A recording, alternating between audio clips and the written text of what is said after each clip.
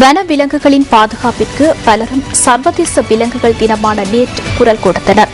ஆனால் இவ்வாறான வனவிலங்குகளே மக்களின் உயிருக்கு அச்சுறுத்தலாக மாறியுள்ளதும் குறிப்பிடத்தக்கது. மட்டக்களப்பு மாவட்டத்தின் எல்லை கிராமங்களில் வசிக்கும் மக்கள் காட்டு யானைகளால் எதிர்கொள்ளும் இன்னல்களை வார்த்தைகளால் குறிப்பிட முடியாது. வாகரை பிரதேசத்தில் அமைந்துள்ள கட்டுமுறிவு குளம் மற்றும் ஆண்டான் குளம் ஆகிய கிராமங்களில் தற்போது காட்டு யானைகளின் நடமாட்டம் அதிகரித்து காணப்படுகின்றன. யானைகள் புரியும் அட்டகாசத்தால் தமது உயிரையும் உடைமைகளையும் இழக்கும் நிலையில் இந்த கிராமத்தவர்களின் வாழ்வு நகர்கிறது. காட்டு யானைகள் கட்டுமுறிவு குள கிராமத்திற்குள் புகுந்து பல சேதங்களை ஏற்படுத்தியுள்ளதாக மக்கள் குறிப்பிடுகின்றனர். அந்த கிராமத்தில் அமைக்கப்பட்டிருந்த அரிசி ஆலை உட்பட வீடுகள் பலவற்றையும் காட்டு யானைகள் உடைத்து சேதப்படுத்தியுள்ளன.